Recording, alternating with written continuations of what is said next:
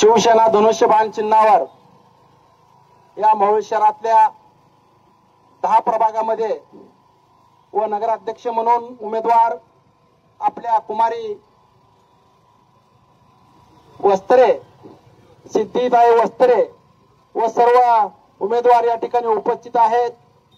या ठिकाणी आपले नेते उमेशदादा पाटील ज्यांनी आता मनोगत व्यक्त केले ते आमचे जिल्हा प्रमुख चरणराज चौरे, मार्गदर्शक अप्पासाहेबजी देशमुख व सर्व उमेदवार या ठिकाणी या रॅलीमध्ये सहभाग झालेले सर्व महिला भगिनी व सर्व तरुण मित्रांनो, वडीलधारी मंडळींनो, नगरपालिकेची निवडणूक या ठिकाणी होऊ घातलेली आहे। आपापल्या परीने जे ते पक्ष या ठिकाणी प्रयत्न करत आहेत। या मोहोळ शहरामध्ये शिवसेना उभाटा असेल, शिवसेना धनुष्यबाण शिंदे साहेबांची असेल किंवा भाजप असेल, या लोकशाही पद्धतीनं खऱ्या अर्थानं या मोहोळ शहरामध्ये प्रत्येक गावातल्या नागरिकाला या ठिकाणी आपला हक्क बजावण्याची या ठिकाणी डॉक्टर बाबासाहेब आंबेडकर साहेबांनी या ठिकाणी ताकद दिलेली आहे। या महाराष्ट्रातल्या जे जे मुख्यमंत्री झालेले आहेत त्यांच्या प्रत्येक गावामध्ये निवडणूक या ठिकाणी झालेली आहे। मग ते ग्रामपंचायतीची निवडणूक असेल किंवा नगरपालिकेची निवडणूक असेल किंवा महानगरपालिकेची निवडणूक असेल, या देशाच्या प्रत्येक पंतप्रधानाच्या गावामध्ये या ठिकाणी निवडणूक झालेली आहे। मग ते ग्रामपंचायतीचे असेल, नगरपालिकेचे असेल, पंचायत समितीचे असेल, जिल्हा परिषदचे असेल, पण या ठिकाणी या भारत देशाला स्वातंत्र्य मिळाल्यापासून अनगरमध्ये निवडणूकच झालेली नाही।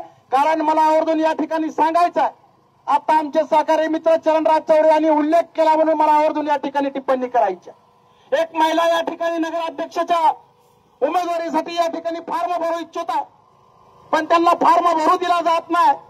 हे शोकांतिका आपल्या मोहोळ तालुक्याचं नाव सगळ्या मीडियावर या ठिकाणी बदनाम होत आहे। मोहोळ तालुक्यामध्ये एकाधिकारी शाही आहे, ठोकशाही आहे। अशा पद्धतीची ठोकशाही काढून टाकायची असेल तर येत्या 2 तारखेला खऱ्या अर्थानं आपलं मत धनुष्यबाणासमोर या ठिकाणी दाबलं पाहिजे आणि अनगरकराला या ठिकाणी या सत्तेतून या ठिकाणी बाजूला केलं पाहिजे, अशा प्रकारची अपेक्षा आपल्याकडून करतो। या मोहोळ नगरपालिकेच्या निवडणुकीच्या संदर्भामध्ये गेल्या 5 वर्षामध्ये निवडणूक झाली। निवडणूक झाल्यानंतर अतिशय चांगल्या पद्धतीने या मोहोळ शहरामध्ये कामकाज चालू झालं। या मोहोळ शहराचा मुख्य रस्ता, ज्या रस्त्यावर उठून आपण भाषण करताय, ज्या रस्त्यावर आपली सभा आहे, ज्या रस्त्यावर आपण उभा राहिलोय, मागील 20 वर्षामध्ये हा रस्ता झाला नव्हता। रमेश बारसकर नगराध्यक्ष झाला आणि एका वर्षामध्ये रस्ता करून दाखवला। परतच्या 9 वर्षामध्ये नगरपालिकेची निवडणूक झाली नाही, म्हणजे पहिल्या 20 वर्ष आणि नंतरचे 29 वर्षामध्ये एकदाच रस्ता झाला आणि ते रमेश बारसकरांनी करून दाखवलं, याचा मला सार्थ अभिमान आहे। मला अनगरकर राजनजी पाटील यांना विचारायचं आहे, अनेक वेळा या रस्त्याने येणं जाणं आपण केलं असेल, बाळराजे पाटील यांनी या रस्त्यावरनं येणं जाणं केलं असेल, अनेकांनी या रस्त्यावरनं येणं जाणं केलं असेल, तुम्हाला कधीही वाटलं नाही इथला रस्ता व्हावा? काय वाटलं नाही तुम्हाला इथला रस्ता व्हावा? तुम्हाला वाटत होतं, पण या मोहोळची दुर्दशा झाली पाहिजे। या मोहोळ शहरामधला उद्योग या ठिकाणी वाढला नाही पाहिजे। या मोहोळ शहरात पाण्याची देखील सोय त्यांनी या ठिकाणी केलेली नाही।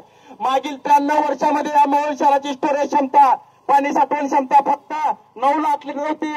रमेश बारसकर नगराध्यक्ष झाला आणि त्याने 2 टाक्या बांधल्या, एक 9 लाख लिटरची टाकी बांधली आणि भाटोडा बाजारमध्ये 5 लाख लिटरची टाकी बांधली आणि प्रस्तावित टाकी 10 लाख लिटरच्या मध्ये जवळजवळ 24 लाख लिटर स्टोरेज क्षमता या ठिकाणी या शहराचं वाढवण्याचं काम केलं। मला अनगरकराला या ठिकाणी आवर्जून विचारत आहे, 15 वर्ष आमदार तुम्ही असताना, 15 वर्ष तुमच्या इच्छाचा आमदार असताना या सोलापूर जिल्ह्यातल्या प्रत्येक तालुक्यामध्ये क्रीडा संकुलन आहे, या मोहोळ शहरामध्ये का क्रीडा संकुलन झालं नाही? या सोलापूर जिल्ह्यातल्या प्रत्येक तालुक्यामध्ये उपजिल्हा रुग्णालय, या मोहोळ शहरामध्ये उपजिल्हा रुग्णालय का झालं नाही? या पश्चिम महाराष्ट्रातल्या 57 तालुक्यामध्ये एसटीचा बस डिपो आहे, या मोहोळ तालुक्यामध्ये का झाला नाही? अशा प्रकारचा प्रश्न राजनजी पाटलाला या ठिकाणी रमेश बारसकर विचारत आहे। याचं उत्तर देण्याची तुम्हाला गरज आहे आणि ते उत्तर आम्हाला या निवडणुकीच्या माध्यमातून तुमच्याकडून पाहिजे। या सोलापूर जिल्ह्यामध्ये प्रत्येक एसटी स्टँडची सुधारणा झाली आहे।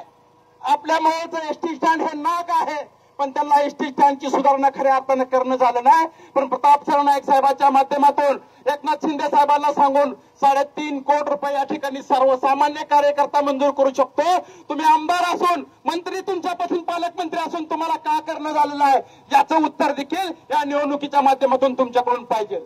या मोहोळ शहरामधलं तहसील अप्पर कार्यालय तुम्ही अनगरला का नेलं? या मोहोळ शहरामधलं तुम्ही रजिस्टर ऑफिस अनगरला का नेलं? याचं देखील उत्तर या निवडणुकीच्या माध्यमातून तुमच्याकडून पाहिजे. माझं तुम्हाला ओपन चॅलेंज आहे राजनजी पाटील यांना, विकासाच्या बाबतीत आमने सामने बसा आणि ज्या पद्धतीने बार्शीचा विकास झालेला आहे, ज्या पद्धतीने पंढरपूरचा विकास झालेला आहे, ज्या पद्धतीने सांगोल्याचा विकास झालेला आहे, ज्या पद्धतीने अक्कलकोटचा विकास झालेला आहे, मोहोळचा विकास तुम्ही का करू शकला नाही याचं उत्तर देखील आम्हाला या निवडणुकीच्या माध्यमातून तुमच्याकडून पाहिजे. अनेक बोलण्यासारखं बरंच आहे, पण या ठिकाणी वेळ झालेला आहे, त्यामुळे मी आपला वेळ घेत नाही. येणाऱ्या जाहीर सभेमध्ये प्रत्येक प्रश्नाचं त्यांच्या उत्तर दिलं जाईल आणि आमच्या प्रश्नाचं देखील तुम्ही उत्तर दिलं पाहिजे अशा प्रकारची अपेक्षा या ठिकाणी तुमच्याकडून करतो. मला आवर्जून या ठिकाणी उबाटाच्या नेत्याला या ठिकाणी प्रश्न विचारायचा. हा मेन रस्ता स्टँड ते स्टेशन रस्ता अशा प्रकारच्या रस्त्याचं नाव होतं. या ठिकाणी शिरापूरवरनं या ठिकाणी स्टँडवरचा रस्ता जिल्हा मार्ग केला आणि जिल्हा मार्ग करत असताना या ठिकाणी 80 फुटाचा रस्ता केला गेला. जिल्हा परिषद मध्ये ठराव झाला, त्यावेळेला इथला उबाटाचा नेता जिल्हा परिषद मध्ये सदस्य होता, त्यांनी काय या ठिकाणी रोखले गेलं नाही. कायम टांगती तलवार इथल्या टपरीधारकावर ठेवले गेले. निवडणूक आल्यानंतर काही लोक एजंट बनून अनगरला निघून जात होते आणि आमची टपरी वाचवा अशा प्रकारे एजंट काम करत होते.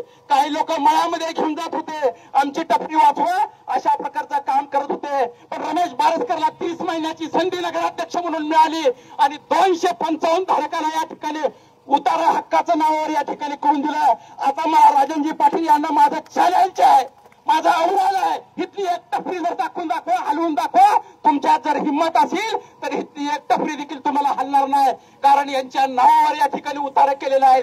येणाऱ्या काळामध्ये फक्त उतारा करून या ठिकाणी थांबणार नाही, तर प्रत्येक टपरी धारकाला बांधकाम परवाना दिला जाईल. 2 मजली 3 मजली दुकानं झाल्यानंतर या मोहोळ शहराच्या विकासामध्ये भर पडणार आहे. त्यामुळे माझं या ठिकाणी टपरीधारकाला व्यापाऱ्याला देखील आव्हान आहे, आपल्या शहराची सोडवणूक आपणच केली पाहिजे. या मोहोळ शहरातल्या प्रत्येक वाड्या वस्त्यावर या ठिकाणी एसटीची सोय केली जाईल. ज्या वेळेला प्रत्येक ग्रामीण भागातला माणूस मोहोळमध्ये आल्यानंतर या मोहोळ शहरातलं या ठिकाणी दळणवळण वाढेल, या मोहोळ शहरातला व्यापार वाढेल. त्यामुळं या ठिकाणी प्रत्येक तालुक्यातल्या गावाला मोहोळला जोडण्याचं काम आम्ही या ठिकाणी आपल्या माध्यमातून करणार आहे. फक्त तुम्ही संधी द्या. तुमच्या संधीचं एक मत हे लाख मोलाचं आपल्या भविष्याच्या पिढीचं, आपल्या लेकराबाळाचं, आपल्या नातवंडाचं या ठिकाणी कल्याण करायचं असेल, त्यांना गुलाम बनवून द्यायचं नसेल तर आपलं मत मनुष्यबळाला दिलं पाहिजे अशा प्रकारची अपेक्षा आपल्याकडून या ठिकाणी करतो. इथं थांबतो. जय हिंद, जय महाराष्ट्र.